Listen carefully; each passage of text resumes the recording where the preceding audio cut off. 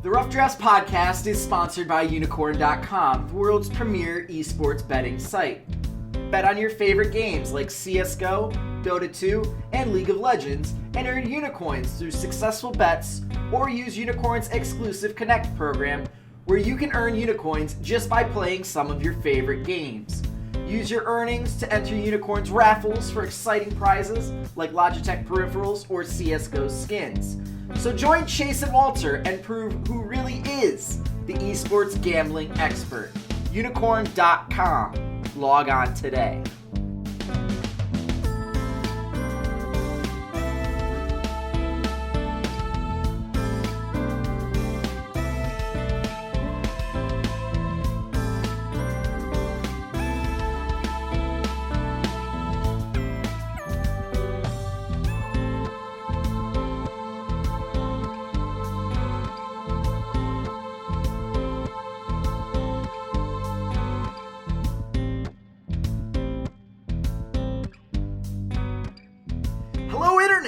This is Walter, Ceades, Fedczuk, welcoming you to a very exciting and a very special edition of the Spring 2017 European LCS Guest Alliance podcast. The playoffs are here. We have finally gotten through a 10-week regular season and have finally gotten to the point where the games actually matter. Eliminations will be happening. Teams will be vying for the European LCS crown that, after week 10, might not be so firmly secure on the heads of a certain Spanish-owning ocelot, so to speak. And I have to applaud you, my co-host, Chase RedShirtKing Wassenar.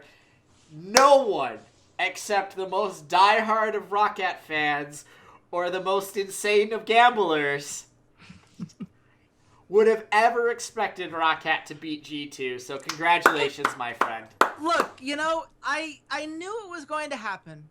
As soon as you presented the possibility that ROCCAT could somehow beat G2 and still not qualify for the playoffs, because as I've learned from my years of being a fan of nothing but terrible teams, that just had to happen. It had to be how this season wrapped up, with me feeling great about everything that happened and having that joy just sucked out of me at the last second. But you know what? I'm not going to let that get to me. I thought I was going to come into this and have that oh man, it sucks that the ROCCAT isn't going to make the playoffs. And it does suck that ROCCAT isn't going to make the playoffs. But you know what? They didn't play like a playoff team for the first half of the season. That's on them. They had some things to fix. I would have killed for a 6-7 record when they were at 0-7, and people were arguing are we sure they're better than Origin? This is so much better than where they were back then. I'm gonna take this every time. I'm gonna sit back here as a ROCCAT hardcore fan and realize that this is a process. And what ROCCAT showed, especially here, is look at how far they've come in this short period of time. Look at what they've built in half of a split. And what they have become. And remember that they get to do this again in a couple months when the summer split rolls around. I'm happy for them. I'm proud of the work that they've put off and the way that coaching staff and support staff really hung everything together, kept everyone on point, kept them feeling hopeful, and promised, kept that spirit up, because it's very easy for teams to get down on themselves. Go look at the face camps after every Origin loss if you want to see what it can become for teams that just lose and lose and lose. And ROCCAT turned that culture around, and I hope those growths stick around. I'm very much optimistic for what they do next split, but they've got to remember that just because they accomplished all these things here doesn't mean the process is over, doesn't mean you can stop growing. They're going to have to put some work in the offseason, but I'm excited for the future, and I did not think I was going to say that a few weeks ago. As a ROCCAT fan a few weeks ago, that would have seemed a little abstract. But Chase, I had a pretty good week. I was that degenerate gambler because at the beginning of the season, I told you the story. My dark side came out and sort of tried to curse you a little bit. I thought ROCCAT was going to make the playoffs, and they didn't, so I lose that bet. But the night before, I was sitting at my computer, and I was logged on to unicorn.com, and I was just staring at it, and I was going, a real gambler would hedge on his bet here and go enough onto G2 that if ROCCAT loses and doesn't make the playoffs, I'll make back what I put on ROCCAT, which is 100 unicorns. And I said, but I'm not a hedger. I'm not a hedger unless it's my team. So I put 300 unicorns across 3 different bets on ROCCAT. Obviously, we had the two plus 2.5 maps that was one of our smart money bets. I did ROCCAT at plus 1.5 games, which is basically 3 maps. They essentially force 3 maps, or they get a 2-0 win. Okay. And I took ROCCAT to win, and I made 1,170 unicorns. And I'm happy about that, but I'm disappointed because my dark side, when I said, after they win, I'm going to go gamble on Fnatic, I'm going to watch your dreams be crushed. Go back and watch the end of the episode. I was kind of brutal. My dark side must have been napping because I was asleep, and I woke up, and that series had already started.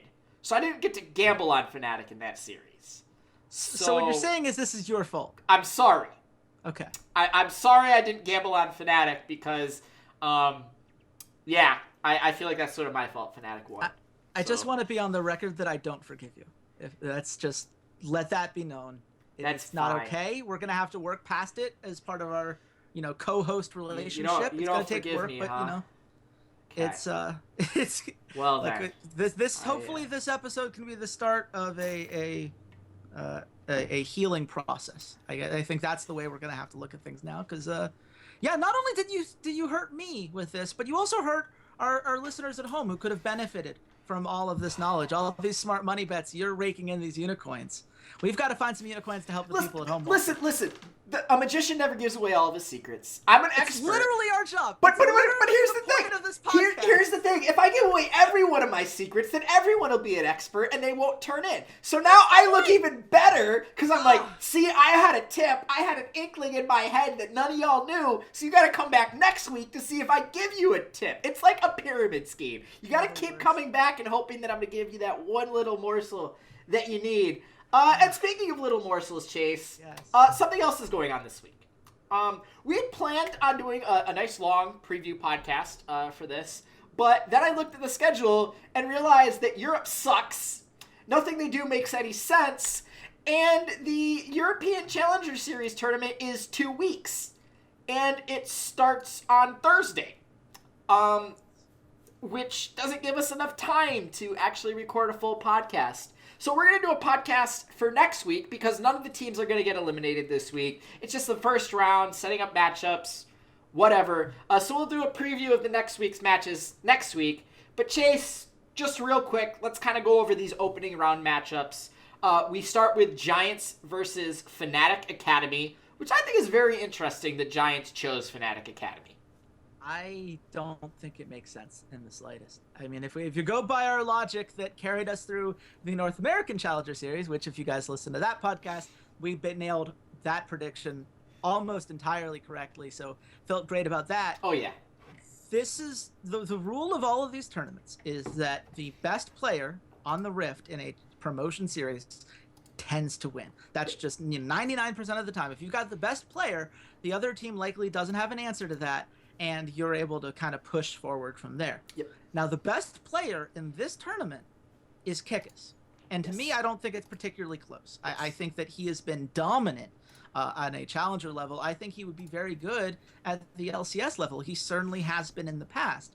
So to say, let's put Flaxus against that in the first round. Because what we really want is to be under pressure in the elimination games just right off the bat and just force our entire team into that mental spot instead of playing against Misfits Academy, who, not a bad team by any means, and a team that I still think is better than Giants, or at least has the potential to be better than Giants, depending on how they adapt to some of the new meta changes. But Jisoo is a much easier out for Flaxus than Ceades. This is it. You've basically put yourself in a situation where Fnatic Academy's strengths perfectly hit your weaknesses Whereas at least with Misfits Academy, Pride Stalker Koskyu, well, you've got Memento and Knight. That's a close series. That's an interesting back and forth. That's something that they could compete with, theoretically. This made no sense to me. It struck me as a very curious decision. I'm sure they have some logic to it. I just can't imagine what it is. Feels like the wrong move to me across the board. Absolutely. The thought of Kickus and Amazing in a duel against Flackshish and Memento, despite the fact that I don't know why, I still have this just feeling about Flackshish that maybe a year from now, it's always a year from now, Flackshish is going to impress us. And you and his parents are really holding down that fan club. And shout out to you three, you know? It is what it is. I'm still a member of the Gilius fan club, too, after what happened in North America last week. That being said, like I said, I totally agree with you. It seems very weird that this is what the choice is. And it really actually is kind of good for Misfits Academy, I think. That they're going to get a free win against Orion. Or they're going to give Nahun his first series win as a professional player. So, yeah, there's that. It's like reverse Undertaker's streak. If the goal here is, as a fan, is to say, like, look, Giants Gaming and Origin were really bad. And they weren't, bad like the North American teams that were in the relegation tournament were bad. Team Liquid was frustrating and they couldn't put the pieces together the way that they should, but they had talent. They had an organization that, was very much supporting them and giving them tons of resources. They were just underachieving massively. That's a different kind of problem than, say, Giants, who are just bad in the top and bottom lanes and have struggled to put together any sort of momentum. And Origin is so much worse than Envious. Envious, at least they had Lyra, who, in my opinion, as you saw in my NALCS awards podcast last week, like, I thought that he was going to be, I thought he was the best jungler in the league, and I thought he was the best jungler on the Rift in the tournament, and I think that was proven to be the case. Absolutely godlike on a lot of those plays. There's no one on Origin I feel even remotely that way with. I think the best player on their roster right now is Syncroft, which sounds like it can't possibly be right. Nahun? But I think Nahun's a little better. Nahun had a really rough series last week. That's true. What a way to go out against H2K. Just got completely annihilated. But I mean, it's great for us, because I think that as a fan, you have to look at this and say teams like Giants and Orion should not get, an advantage in that regard. They haven't proven that they deserve to come back to the LCS. They don't have that same, like, oh yeah, I trust the org, I trust the management, I trust the structure that they've shown across multiple games. There's just not that there. They have fan bases, sure, but they're not the kinds of prestigious organizations that we're really looking for. So it's certainly going to be a very different dynamic, I think, as far as what fans are hoping for, though fans might not even know about it because Riot's done a terrible job advertising this. There's, you and I are hardcores. We didn't even realize it was happening until we went to record today. Spreading it out over 2 weeks is kind of ridiculous. The fact that we're going to have dual streams for the elimination and first qualifying match makes no sense to me. I hated the fact that we had dual streams 2 days in a row for the North American Challenger Series promotion tournaments. That was ridiculous to me, and doing it again here does not make me feel any better. And oh, by the way, we didn't even have the Fnatic Academy versus Misfits Academy finals because Riot just chose not to have a finals because I guess they just don't care. It's Europe! Everyone's a winner! Okay, wait, no, Walter, it's because they like ties. They tied for first. Participation trophies, yeah, pretty much. I mean, congratulations, you participated in the summer playoffs and you beat your first round opponents. So because we don't want hurt feelings between you two, here you go. You both get to play against Giants and Orion. It's kind of funny to me that both of them are Spanish organizations. Yeah, it's just really refreshing that Riot isn't even pretending to care at this point about the challenger scene. At least now, like, we know there's no secret story here where it's like, oh, well, I totally understand why they had to do these couple moves for the logistics of it. Like, if you can't bother to have a finals for your challenger series, you just didn't care. That's all that means. It's not that hard to have one best of 5. You didn't care. So who knows? Maybe Riot will finally allow someone else to help them. Just screwing with you. We're screwed with this. But hey, it's gonna be some fun picks. Do we want to do our predictions here, Walter, for the individual matches? For the individual first matches? Yeah, I have Fnatic Academy over Giants and Misfits over Orient. I think both the challenger teams win. I think it's a 3-1 for Fnatic Academy over Giants, and I'm going to say a 3-0 for Misfits Academy versus Origin. I don't think Origin wants to play anymore. I think they're going to crumble in game 1, and it's just going to go downhill from there. 3-2 to Giants, 3-1 to Misfits Academy. Or 3-2 to Fnatic Academy and 3-1 to Misfits Academy. I think both LCS teams do get a win. I do think the Giants Fnatic Academy game is going to be closer than Orient versus Misfits, though. Yes. Moving on to something Riot actually cares about, because it's going to help decide the winner of the European LCS and who will be representing them at an even more convoluted tournament structure of MSI, which I keep looking at it and hoping that magically I'll understand it. And I don't. I don't understand how it works. But we still got like 4 weeks until we have to worry about that. So we're going to start off here with Europe. Misfits versus Splyce. Chase, both teams kind of had a down week 10 of the European LCS. Who do you think looked better in week 10, I guess is the real question here. Well, if you believe Misfits owner, Ben Spoon, as what he said on Reddit, Misfits can't really be judged for looking bad because this was secretly the plan all along.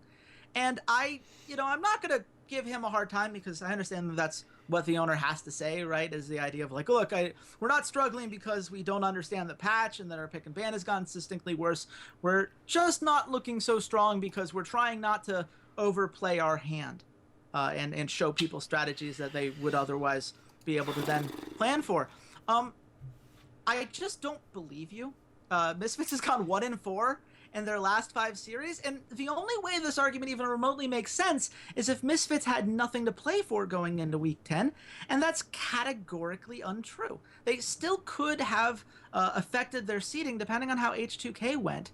If they beat ROCCAT the way that they should, and then beat Fnatic the way that they should have, they would be the 2 seed. They'd be going up against, the 2 seed from Group A, but they would also be the 3 seed overall, which would mean they'd be playing Unicorns of Love in the semifinals instead of now where the road has to go through G2, who they have looked very weak against. That's been their worst games by far. They beat Unicorns of Love. They haven't come close to beating G2. Well, so I find that to be... To be fair, everyone besides ROCCAT has looked weak against G2. So, yeah, no, just to be fair. That's not necessarily a criticism towards Misfits as far as the matchup. I think everyone's going to have a hard time against G2, but you would much rather dodge G2, right? If you played to this level that Misfits is trying to tell everybody, like, oh yeah, we're totally that good, we just didn't put on our A game because we had other things to do. Well, spoiler alert, you should have put together your A game, because your A game could have had you up against Unicorns of Love instead of G2 in the second round, and circuit points actually do matter. That could come back to haunt them, and I hope that it doesn't, because I like Misfits, but I do feel like that was a mistake if that really is the philosophy. So at the end of the day, I'm not sure whether I'd rather that be the case or not, because the other option, if it's not that they were just hiding all these things, is that Misfits doesn't seem to understand where the recent patches have taken the game. You have Hans Sama, who should have been a candidate for Rookie of the Split. Obviously, Xerxes just took that award and ran away with it to the point where it was not a conversation anymore. To the extent that when I even try to bring up the conversation, people look at me like I'm a crazy person. But at the very least, he should have been the most impressive rookie on the team, right? I mean, this is a guy who has such as pedigree to him, and they keep putting him on utility AD carries. They don't seem to trust him to have this carry potential on a champion like Illusion, which we've seen guys like Double Lift just smash on in these patches. They don't seem to have the confidence to let him be that star guy, which is kind of a shame because Alfari's team fighting has fallen off recently. He's very good in lane. He actually has the best stats of any top laner in the 10-minute laning phase. His goal difference is 161 on average at 10 minutes, which is almost twice as much as the next closest top laner. He deserves a lot of credit for that, but he falls off pretty hard if Misfits doesn't just snowball the game early on. Mm-hmm. And someone that could really do a great job mitigating that mid-game kind of trough that they've had problems with, well, that would be Hans Sama. That's literally what he's there to do, and they don't seem to trust him to do it. So that's been frustrating for me. It's been frustrating that Kakao seems to be stuck in the same champion pool we saw back in 7.3. We're still seeing way too much Rengar for my liking from him. I just feel like they're not necessarily adapting in a lot of those ways. And from a pure macro level, like, you can tell me all you want that, you know, we're hiding strategies. Okay, sure. But you got to where you were, which, by the way, was 7-1 at one point. You're now 8-5, but you were 7-1, and you did so because you had one strategy that was really good. Snowball the early game, dominate from there. That's what you did. You dove lanes, you rotated really quickly around the map, and you forced teams to try to adjust to that speed, and it's very hard to keep up with the tempo play. That's why the Unicorns of Love are so good. That's why Misfits was able to beat the Unicorns of Love, because they out-tempoed the king of tempo games in Europe. But now they're not doing that because teams have figured out how to adjust and play around those moves, especially the early dive in the bot lane, which has become so clearly telegraphed at this point that honestly I'm just amazed there aren't like neon lights that start flashing. But they've started to move it to the top lane. Now you saw the Unicorns, they moved their bot lane into the top lane, and then they did the dive in the top lane. So nuance. Misfits, I didn't see a lot of that from them, and I thought that their series against Fnatic was really quite concerning. Game 3 looked like a team that just folded, and I do not like that as far as resilience goes. And I understand some people are going to say that, like, oh, you're a ROCCAT fan, you're just bitter because they needed to win that Game 3 and they didn't. Like I said, ROCCAT didn't play like a playoff team for the first half of the split. They didn't deserve to get the playoff spot. I don't like people who said that they do. And for the record, Fnatic looks significantly better. When we get to them, I have some positive things to say. I like that Fnatic's in the playoffs. Now, you know what team I'm least excited about in the playoffs right now? Misfits. Because Misfits right now are on the worst streak of any of these playoff teams heading into this. And they aren't showing an ability to respond when they don't win the early game. And guess what? H2K's early game is really good. Unicorns of Love's early game is pretty good. G2's early game is really good. Funnily enough, and this might be what saves them, the other team that really struggles in the early game that they could actually exploit here is Splyce. And that's going to create a very interesting matchup for them. And I'm very kind of curious to see whether Misfits are going to be able to do enough early to really break that down. So that's where I stand on them right now. It's just very much if this is all a long con, you fooled me. I'll put it that way. This would be the longest of long cons. Like just cherry picking some of your points. The Rengar on Kakao, I don't really have a problem with because there's 4 junglers that everyone pretty much is playing right now. Lee Sin, Leafs, Rengar, and Graves. I don't think that Graves really fits Kakao. I think he wants to be on these more, control, ganky, CC, that they have some sort of CC. And while Rengar's CC isn't as good as an Elise or a Lee Sin, it's better than Graves. I think that's really what they rely on him for, is to be their primary engage, their primary pick tool. Again, the Hans Sama point of utility carries, I get it, but I get the trying to hide strats and trying to hide champions, but guys, we know Hans Sama is a great carry. I've called him the next coming of Forgiven. Come on. We saw the Challenger Series footage. Come on. What, you're telling me he doesn't know how to play Lucian? Come on. Really? I get it. Fine. Whatever. You can try and BS me with whatever you want. The real issue to me is just it seems like they realized we got our spot locked up. Neither Fnatic or ROCCAT are going to catch us. We don't care. We're fine. We're in the playoffs. That's all that matters to us, is we were in the Challenger Series and now we're in the playoffs. We started from the bottom, now we're here. That's just what it is, and that's what everything in the last couple weeks has just looked like. Especially, you brought up the Fnatic series. Game 1 looked like, okay, we have to win a game to get all the ROCCAT fans' hopes up, because ROCCAT, like, exclusively scrimmed us this week. Got to do it to make them feel like they're going to get it, and the last 2 games, they totally sat down and were like, yeah, but we're in the playoffs, this doesn't matter. Like, I totally can understand where that, oh yeah, we didn't want to tilt our hand, but it didn't come across as we're hiding strats. It more came across as we just don't care. We don't give a... Like, that's what it came across as.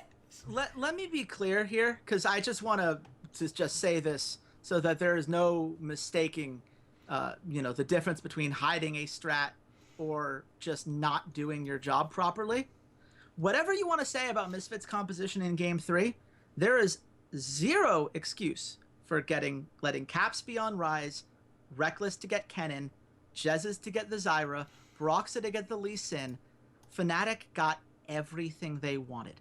And I really, really doubt that your diversion tactic is to say, let's give enemy teams everything they want so that they think we'll screw up the draft next time around. That doesn't line up. And that's a problem that you cannot tell me is going to be fixed by some macro mistakes. They put themselves in an incredibly uncomfortable situation, and I don't necessarily trust them to do a better job of it here, which, they're going to have to do, because Splyce actually did look better than they did a couple weeks ago. I understand that their series against H2K certainly didn't make it look that way, because by that point, they'd already been locked into their spot. There was literally nothing they could do. So go ahead and have your fun, Shaco games. I get it. I don't like it, but I get it. I actually have more respect for H2K because they just said, nah, we're getting practice time out of this. Smack. Good for you guys, H2K. I absolutely love it. But in the series that Splyce did take seriously, I thought that Game 1 against Unicorns of Love was quite good from them. Yeah. I think that we saw that Senkux can play assassins like Talon very well. I think that's something that we saw a lot when they were Dignitas EU. Hadn't seen a lot so far this split, so it was nice to see that come to the forefront. I also really like Trashy playing things like Elise. His Elise is so good! And I know we all forgot this because Trashy wasn't able to play champions like that for so long this season. But he's really good at things like Elise. Anything that gives him that hard CC, where his ganking potential doesn't come from having to do all of the damage, but from setting up his solo laners, that's what he does best. And Wonder, of course, I thought his Kennen was solid. I don't necessarily know the build was ideal in every case, but I think that mostly he did what you're going to want them to do, and that's really what Splyce is banking on here. They're banking on, if the mid lane can get some roams in and get more influence around the map than Splyce had in previous weeks, and if Wonder continues to be able to have some map pressure, and who knows, now that lane bullies like Renekton are very much a thing, that seems like a natural outlet for Wonder as well. Trashy just gets to focus on being the hard CC bot he's always wanted to be. There are a lot of strategy things here that are going to come through for Splyce. The problem, of course, is that they have to have answers across the board, and the bot lane has not looked great last week. That was, they pretty much got absolutely dominated by Samux. They were behind in lane pretty much every time, and teams have kind of realized, well, if you keep Mickey from being able to roam, especially in the mid game, if you can kind of lock him down and get a good sense of where he is, you can punish some of the positioning errors. You can force him into situations where he just can't get the plays off that he wants.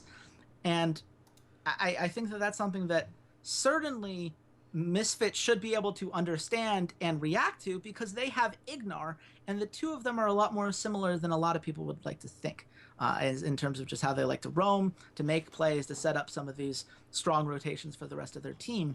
Splyce does it because they want to set themselves up for the mid game. They like to set up vision around neutral objectives like Dragon or Baron. They like to have those 5-on-5 team fights, and they like to play those as cleanly as possible because their synergy is quite good. They've played together, this exact roster, for almost a full year now, certainly 2 full splits, and 4 of the 5 guys were there in the 2016 spring split as well. So they've got the synergy. They know how to bounce off of each other. They know how to communicate effectively in team fights and target the right people and really get the most out of those situations. So I do feel like Splyce is on the upswing, even if they didn't beat Unicorns of Love. I thought it was a fine series from them. And while I'm disappointed they didn't take the opportunity against H2K, I think that was passing up a chance to get some real experience on the big stage, because it is totally different from playing in a scrim. That would have been, I think, valuable to them. I think there are reasons to believe that they might be able to pull off an upset here, and it would be an upset. Is it really an upset? I don't view this as an upset. I view this as these are two teams that are pretty even at this point. Yet, yes, Misfits did have a great 7-1 run to start the season. They did look very strong. They took games off of Unicorns. They took games off of H2K. They looked like a very, very strong team. And then, like I said, at some point they stopped caring. It really feels like they stopped caring about their place. And Splyce has felt like they've been on autopilot too, but not in terms of we don't care about this game, but more of a very even keel. It's a marathon, not a sprint. Yes. It's a marathon, it's not a sprint. They went back and looked at spring last year. We didn't have a great start. We ended up playing in relegations. Summer was the ultimate goal. Splyce feels like a team that understands their ultimate goal is Worlds. Yes, it would be great to win Europe, but winning Europe in spring, yeah, I guess we get to go to MSI, but then that means that we have, there is all that extra practice time in MSI. It just brings some regional pride, and we're only playing against one team. We might not even play against Korea. We might not even play against China. We could just be going to play against a bunch of wildcard teams. It just feels like there isn't a very heavy emphasis on the spring split of being the be all end all. And Marty's more than welcome to call me out and say no, we wanted to win a title, but that just doesn't. I just don't get the feeling off of the team winning spring is really something that truly is a core focus for them. I mean, to quote back from when we interviewed Marty earlier this year, that was something he said about the 2016 spring split, is that they saw that it was a process, and the most important thing to them was that they were growing every week. Yeah. And I think if you want to look at Splyce and how they performed, it might not have necessarily translated to many more wins. Certainly they did slightly better in the second half than they did in the first half, but more importantly, they got better every week. They improved every single week, and it went from the first time they played Unicorns of Love, where it didn't look like it was a close series at all. The second time, there were moments where I thought that they were going to be able to take that victory.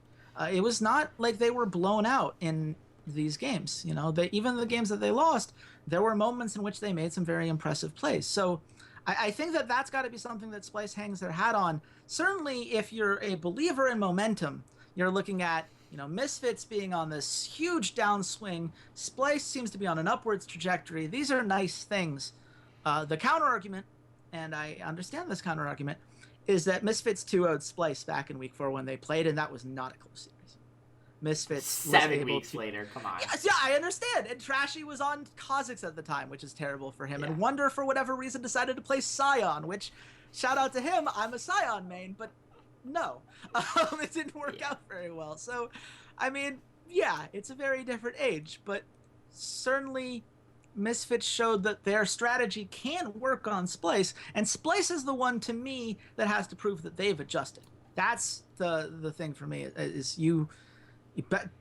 if the tie goes to the runner, in this case, the tie goes to the guy that won the last time these two teams played, and it's up to the other team to show that they know how to handle it. But I don't know. I think that Splyce will. At the end of the day, I think that this is going to be a very close series. I see this going to 5 maps. I know that it's very hard for a series to go the full 5. It doesn't happen nearly as often as one might expect, but I think this one does.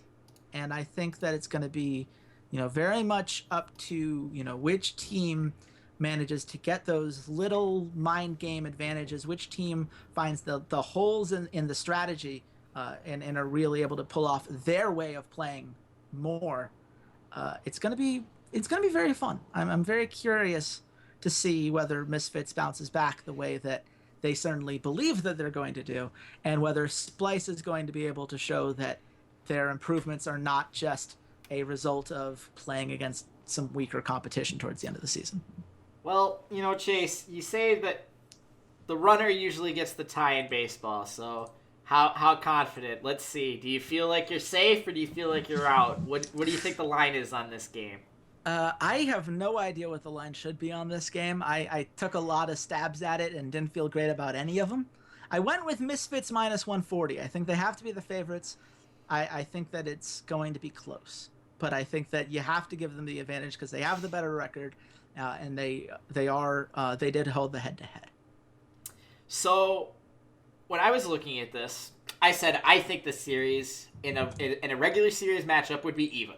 It'd be dead even today if it was a regular series matchup. But it's not.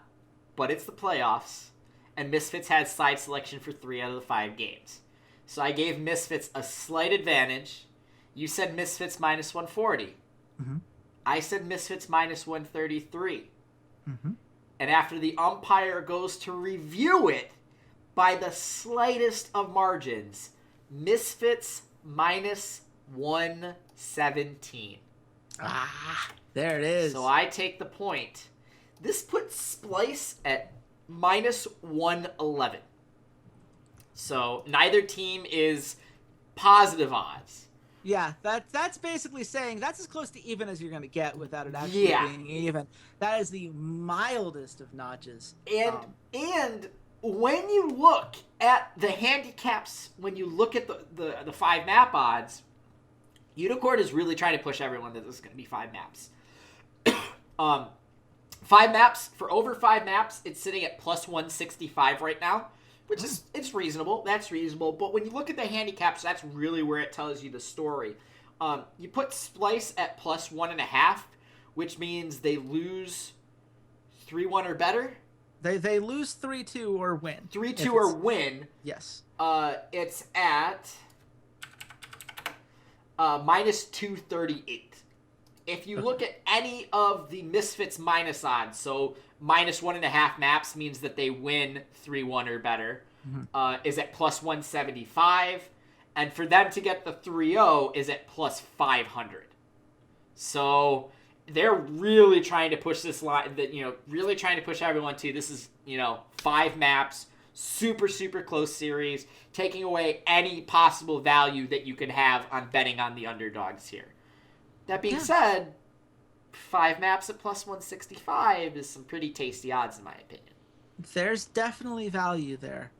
I also think there's value in Splyce minus 111. I understand it's not as much underdog value as I would have liked. Yeah. But I do think that right now, Splyce look like the better team.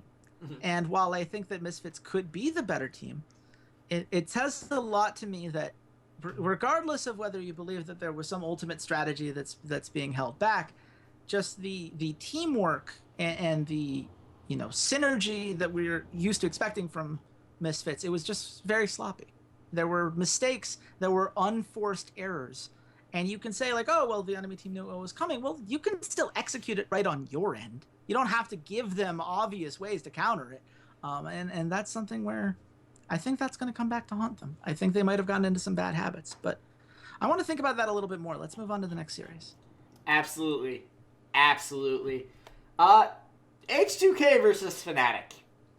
I know Fnatic kind of dashed your dreams there, Chase, but you seem eerily okay with it. Yeah. Which I don't like. They didn't dash my dreams. ROCCAT dashed my dreams when they were 0-7. That's when my dreams were dashed. My dreams were restored by the fact that they won 6 games in a row. That's the thing that I think that... Honestly, I don't think I'd feel this way if it wasn't for the number of people who gave... who almost made it seem like Fnatic... they were angry at Fnatic that Fnatic won and got to the playoffs because ROCCAT deserved it. No, Fnatic deserved it too. They won every series that they needed to win. ROCCAT forced them to win a couple of those series. They had to beat Giants. They had to beat Misfits. And Fnatic did both of those things. That's the same... It's the exact same thing. They both needed to win both games, and Fnatic had prepared themselves better early on. I feel like I have to be defensive of Fnatic, which is just a weird place to be as a ROCCAT fan. So thanks, Internet, for being so overblown about this that I felt like I had to be the middle ground. Yeah, you know what? You're the one who said you had nice things to say about Fnatic, so Yeah. go ahead, say them. What do you see out of Fnatic this week that has you saying like, oh yeah, they did deserve to be in the playoffs, other than they won more games? I mean, first of all, they won more games, which is not something that we should just forget about, right? This is a situation in which... Chase, may I just remind you that Giants were the 3rd seed in Europe last summer. I just want to remind you that Giants Gaming were the 3 seed in Europe last summer. So winning the most games doesn't always tell the full story. Okay. Just have to remind you. In all seriousness, the first thing I like about them, the drafts have gotten significantly better, which is funny because they don't really have a coach anymore. They still have Quay, who's the manager who's been stepping up in this regard. But what it's done is it's kind of forced the players to be the ones that are making a lot of those picks, right? They're the ones who have to say, like, well, this is what we're confident on. This is what we believe we can do. This is what we believe we're good at. Let us do the things that we're good at. Like, for example, Caps is getting counter picks. Weird, huh? It's almost like he looks better in the mid lane when you don't force him to pick his mid laner before the enemy team for no reason. And given that he's your star guy, doing that seems to be setting him up for success. Who could have seen that coming other than everybody? That's what's really nice. Reckless is being free to play this Kennen pick. And it's funny because, you know, for whatever reason, teams aren't banning it. But do you really want to spend a ban on Kennen? Like, that's just Reckless making use of this pocket pick that he's still really, really good with and forces the enemies to, you know, respond accordingly.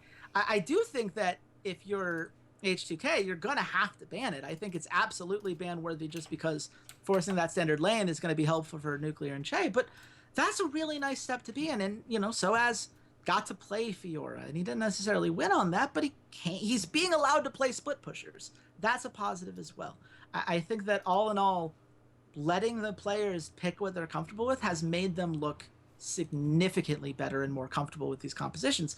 The other thing I like is just the willingness to make more plays in the early game. One of the things that I've been criticizing them almost all season was just how passive, especially Broxa was once they brought him on. They didn't seem to have a clear idea of where to put him in the early game, what lanes he should be trying to snowball, what advantages they were ultimately playing for.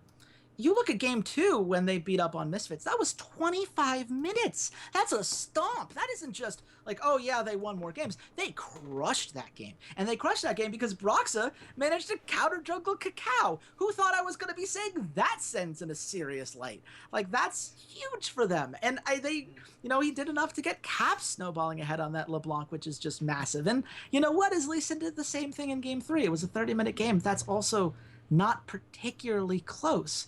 And that's the thing, this energy and this early game aggressiveness is not something that we saw from Fnatic at any other point this season before this coaching change happened. So, you know, I don't take back anything I said, you know, a week ago or 2 weeks ago when I brought up how disappointed I was in Fnatic and their management and how they handled all these situations.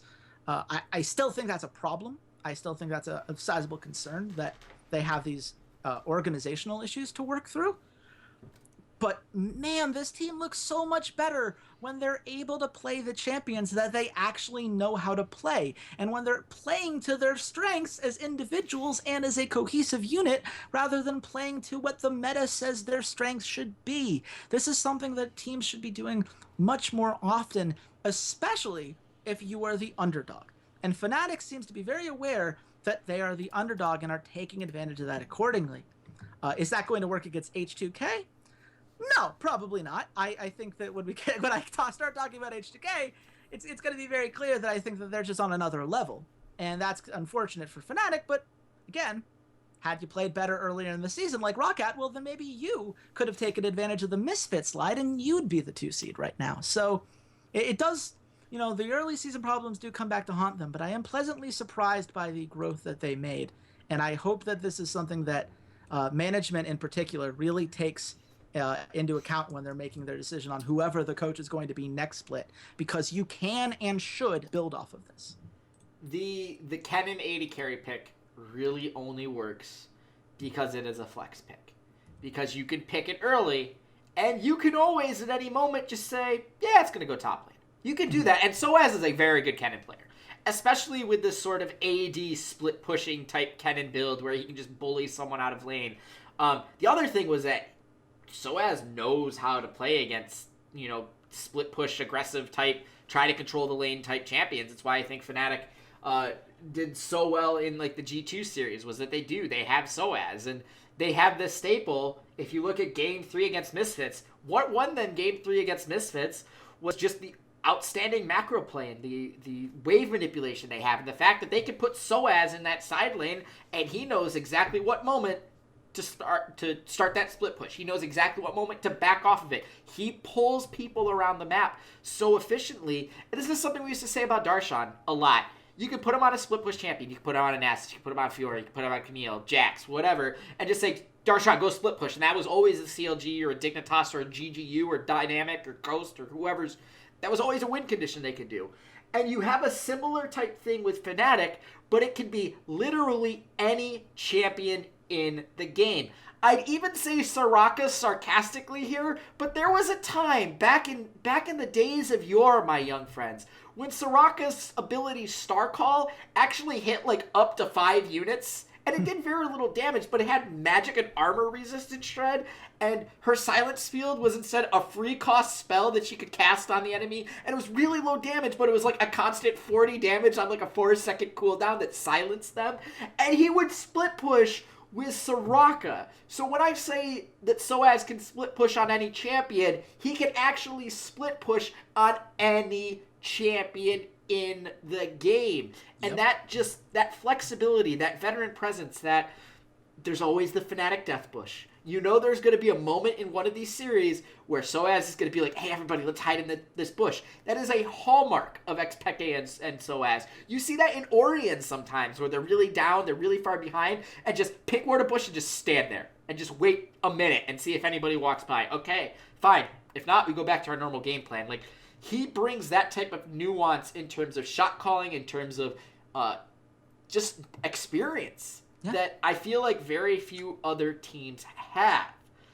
That being said, you brought up Brox's sort of misadventures, sort of meandering early game, and now he's up against the First Blood King, although I don't think you can effectively call him the First Blood King, but one of the best early game junglers in probably all of the West.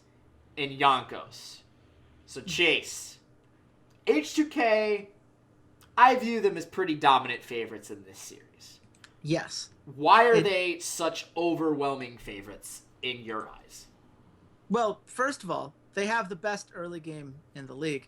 Their early game rating right now is 64.0, which means that their early game is good enough to just put them in a position where they should win 64% of the time, no matter what they do from that point. It's kind of absurd. They do such a good job of taking towers and of snowballing these lanes and just turning those into such quick objectives. Their dragon control percentage, 77%. Next closest is G2 at 62%. Baron percentage, they're at 69%. That's third in the league. Their lane efficiency is decent. Their jungle control is 52.4%. Only G2 is better. They do everything that they need to get those objectives in the place that they need to be. And so by the time that these mid-game team fights roll around, well, Jankos has gotten a couple kills, so he has the damage items that he wants, and he does more damage than any other jungler in the league, and it's not particularly close. And he gets more kills than any other jungler in the league, and the only people that come close are mid laners, so that's kind of bonkers. And you use all of that to get your solo lanes going, which, if you like caps, there's this awesome guy called Fabivin I would love to introduce you to, because he's been playing out of his mind this whole season. His stat line is something that I genuinely, I didn't realize just how good it was until I looked it up for myself as I was doing my All-Pro, where it's 4.7 KDA, 131 gold difference at 10 minutes on average, 528 damage per minute, 294.9 earned gold per minute. That is first or second among all mid laners across the board in those regards. He's been out of his mind. And if he's out of his mind, And oh, by the way, Odoamne's been playing out of his mind, and he's got to be cursing Vizicachi right now because otherwise he might finally get that first team All-Pro top lane award that's just right out of his grasp, because that guy has done a crazy amount of playmaking potential for the team, and he's done so on less gold than all but 2 top laners in the rest of the league. His gold share rate is absurdly low compared to what it is that he's doing on a play-by-play basis. Only Expect and Ceades get a smaller percentage of their team's gold, which, for the record, shout out to Expect and Ceades for looking as good as they do on those low recon places as well. It's always worth giving a shout out to players who are able to make big plays and show that you don't need to be funneled all this gold in order to be a key contributor to your team in that regard. So it's one of those situations where everything Fnatic does, H2K does better. They do it more cohesively. They've been doing it for longer. And oh, by the way, they also add in this wrinkle where they're the best early game team in the league. I don't know what the answer is to that. I don't think most teams have an answer to that. When Nuclear, who is has just been one of the best AD carries in the league this year, is like the 4th most dangerous guy on the team, you're in a lot of trouble. And I think most teams are going to be in a lot of trouble. I think that this is a team that could very much make a run. And for the record, this is why I love just the kind of bitch slap that they gave to Splyce. They want it. Like, this is not a team you can make all the cases you want, like, oh yeah, MSI, maybe the scrim partners aren't necessarily as valuable as we'd like to think they are, and I don't know, maybe you can benefit from the other practice time. H2K wants vacation, this. H2K doesn't care about vacation. They want to smash some fools. They saw Splyce pick Shaco and said, "Cool, we're gonna go full meta and dominate you." It's Teemo. It was not Shaco. It was Teemo. They did both over the course of the series. I remember correctly. Nope. No, I apologize. It was just Shaco. It was just Teemo, not Shaco. Well, either way, Splyce were clearly putting out some troll picks there, and they just completely shut that down. I have a huge amount of respect for that. I think that it would have been very easy for them to kind of goof around in that series, and instead they just performed at their best. They hard carried in all of the ways that you would expect them to do so. I remember it was the Lux and Warwick game. It's kind of hard to organize all these clown fiestas together and keep them straight in my head, because none of it makes any sense or prepares teams to be in the position that they need to be in order to win. And by the way, not that it necessarily matters, but it is worth saying that H2K 2-0'd Fnatic the last time these two teams met up, and they did so in 27 and 28 minutes respectively. I think ouch is the correct response to that one. It's gonna be tough. Like I said, Chase, overwhelming favorites in this series. Yes. How overwhelming do you have them? I had the line at -250 just because last week we learned that the casinos, they seem to be erring on the side of caution and restraint on some of these lines. So even though I believe the line should be higher, this is me trying to hedge on what I think the casinos are going to go. You overthought, buddy. You overthought yourself. You played yourself. And I'm going to take the 2 points this week, which gives me a point and ties me in our overall season contest here. I said H2K -275. It's H2K -270. Fnatic are at +195. We were both close. We were both close. You made that sound way worse for me than I thought it was. Yeah, but you lost, so you lost. Well, that's because you played yourself. Much like ROCCAT, you won, but you lost. So, if you want to take, the emotional victory, fine. You were close. Wasn't close enough. That might have been the only comment you made that really stung on the ROCCAT. That. Well then. What's the Fnatic underdog odds? +195 for Fnatic. I'm not interested in that. And when you look at the odds, on your handicaps, your 5 maps. 5 maps are at +190. I don't think this series really goes to 5 maps. You look at H2K for the 3-0, it's actually only +270, so not it's good. It's like good odds, but it's a 3-0. 3-0s are very uncommon in playoffs. In best of 5 series, there's always at least one game where someone on the underdog team or the team that's losing kind of pops off. And in this, you have Ceades. Ceades can split push and set something up and make some crazy play. Or, maybe Caps has a really good game against Fnatic. Who knows? Walter, who do you think got the 1-3-0 in last summer's playoffs? It was like H2K over Giants, wasn't it? It was H2K over Fnatic. It was literally H2K Fnatic in the first round was a 3-0 for H2K. That doesn't mean anything. Fnatic's roster is almost entirely different from that team. And H2K's roster is almost entirely different, so... Yeah, no, it's just a funny fun fact. That is a funny fact. That brings me, though, to H2K at -1.5 and Fnatic at +1.5. So those are both at -114. Oh, that seems like a pretty clear... Yeah, I think that's the only value here. I think 5 maps is really, really unlikely. Probably just always has his teams really well prepared. Yeah. And when I look at this and I go like, okay, G2 banned Fiddlesticks and it, proven that Jesus is going to play Fiddlesticks. I don't think there's anything that Quay or Fnatic are going to do that probably isn't going to be prepared for, that his, scouting staff isn't going to be prepared for, anything that's really going to catch him off guard. So I think, an H2K 3-0 is possible. I think I would just go safe here and just say they're going to win. If I think this is going to be a 5-game series, I'm going to take the 5-game bet. I think it's a 4-game series, so I'm going to take H2K at -1.5, the H2K -1.5 maps. And -114 sounds great. Yeah, -114. That's what I'm looking at. I think that's a very safe bet, and we could use some of those because we haven't been winning a lot of, we've been losing more bets than we've been winning. I will take a safe bet there. Yeah. What's the one we want to go Misfits Splyce? Do we want to take the 5 maps? 5 maps, okay. Yep. 5 maps at +165. So, just to recap, last week we went 3 for 3. Splyce didn't win any of their games, and they got 2-0'd by H2K, so we lost that 3-map bet. But we got the other 3-map bets, which were in the Unicorns of Love versus Splyce series, the ROCCAT versus G2 series, and the Fnatic versus Misfits series. We made $50, which brings us to a season total in Europe at -160. And it gets harder to make money in the playoffs because the underdogs are that much more unlikely to win. So yeah, we're going to take this week. We're going to take 5 maps in Misfits versus Splyce. That's at +165. And in H2K versus Fnatic, we're going to take the H2K -1.5 games at -114.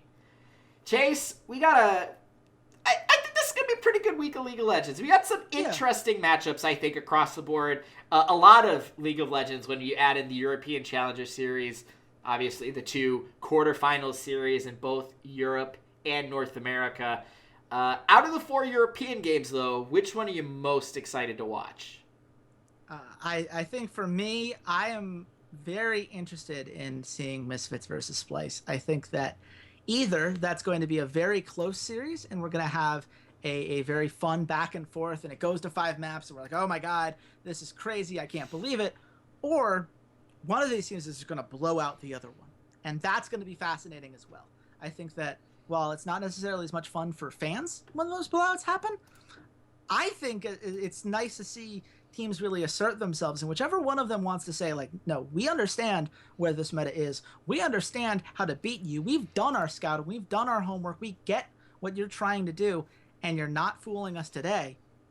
Hey, look, I would love nothing more than to say, you know what? I was wrong. Misfits did pull off a whole bunch of things that I didn't see coming. I would love nothing more than to say Splyce took advantage of a Misfits that didn't have anything in their pocket and really punished them for it. And I'd like to be able to say, hey, this was really close because both of them performed up to the expectations that we wanted in our best case scenario. Any one of those options to me is a positive one. And that's something where I'm going to be just very interested to see which one of them I'm coming back and telling you guys is the case later. And that way we'll just re-upload this episode and edit out the other 2 so I look like a genius later. It'll be great. I'm actually going to say H2K versus Fnatic because I don't think Misfits or Splyce are contenders for a championship. Sorry, guys. I do think H2K could be a contender, and how they sort of deal with Fnatic in this series will tell me a lot about, do I think they can beat G2? Because at the end of the day, that's really what this is about. Can a team beat G2 or not? And the fact that they kind of just shook Splyce off and kind of flicked them away like a gnat, when Splyce was willing to experiment, showed me a lot about their mindset. And let's not forget, this organization, which maintains the coach, the top laner, and the jungler, was a semi-final team at Worlds last year. Yes. So they lost some players. They lost, Forgiven, and they lost their an analyst and veteran who I think did a lot for the team. But they still have their head coach, and they still have two of the really key players for that semifinals run. So this should definitely be interesting. And I hope that you found this podcast interesting. We kind of bounced around the sphere of European League of Legends. If you enjoyed it, go ahead and follow us on Twitter. You can find me at Ceades_LOL. Chase, where can they find you? You can find me, as always, at RedShirtKing. You're definitely going to want to check out, I've got a ton of articles coming out this week, because it's not enough that we're going to be doing 4 podcasts for you guys over the course of this next week. I also had to do, I did my article for Unicorn. You should see 2 of those coming out this week, where I go into a lot more detail on some of my all-pro picks, and really just hashing out all of the different aspects I took into account when I made my decisions. So if you liked those podcasts, then you're going to really enjoy that. Obviously, our EU version is going to be aired later, but both of you can read those things and really get a sense of where my headspace is. And of course, I do my power rankings over at LCS Predict, so be sure to check out over there. We'll put it in the comment section here when they come out, but I'll be pinging that all over social media, and that'll be my detailed stats-based breakdown of how I think these series will play out when you look at it from the numbers and what they're telling us. So a lot of fun content for you guys. Hopefully you're going to enjoy reading it as much as I enjoyed making it. So thanks guys for listening. Absolutely. And you can follow the podcast at Rough Drafts Pod. As Chase said, we got a bunch more content coming out for you this week, including North American playoff lines and games. We're going to break it all down for you. So come back tomorrow for that. I think you're really going to dig it. And until then, goodbye, Internet.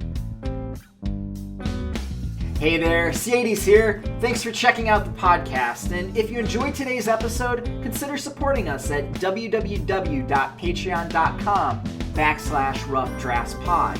For just $1 a month, you can join your fellow listeners in our patron-only Discord channel and help keep the content coming, or join our VIP club where $1 a show or $8 a month gets you first priority on all patron content like our patron-only Q&As. And check us out on all of our social media, Twitter at @RoughDraftsPod, Facebook.com/RoughDraftsPod, SoundCloud.com/esportsroughdrafts, as well as on iTunes and YouTube by just searching for the Rough Drafts Podcast. Thanks for listening, and goodbye, Internet.